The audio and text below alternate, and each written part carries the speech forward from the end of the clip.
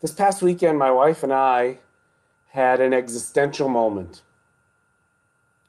Took the opportunity to go to the cemetery and to pick out our final resting place. It was weird, it was strange, but it was uplifting at the same time. Let me walk you through it. We read in the Torah, and particularly at this point in the Torah, towards the end of the book of Genesis, when all of our forefathers and foremothers are preparing for their deaths, and they do so in ways that are quite meaningful. If you take the story of Jacob, who knows that he is coming to the end of his life, he takes the opportunity to prepare for it by talking to each of his children, by preparing for his final resting place and making sure all the arrangements are taken care of. So too it was with Abraham, which we read many weeks ago. One of the highest mitzvahs is to take care of issues that are challenging to take care of, but to lift the burden from those who might have to do it if you don't.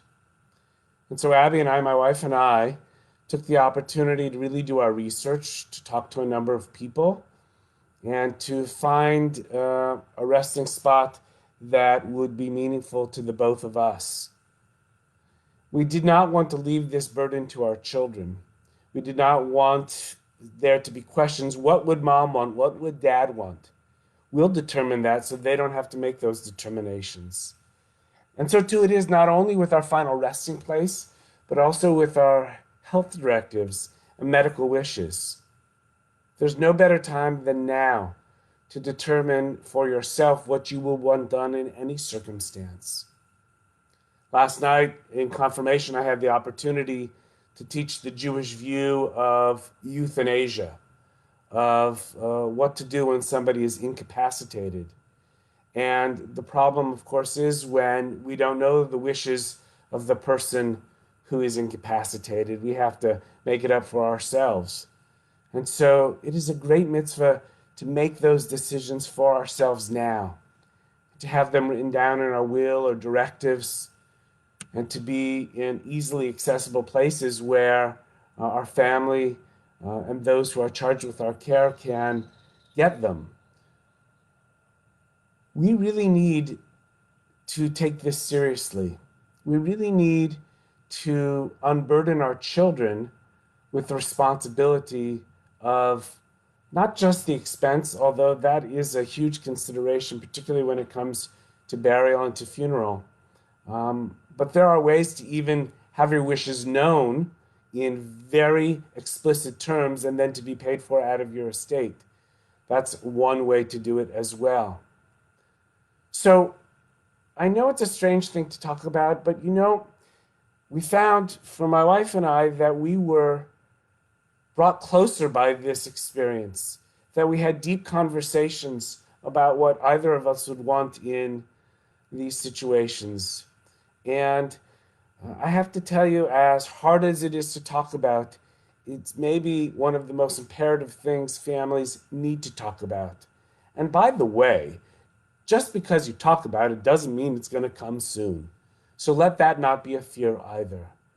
Talking about it is really a mitzvah, acting upon making your prearrangements for your death and also for your health directives is one of the highest mitzvahs you can do.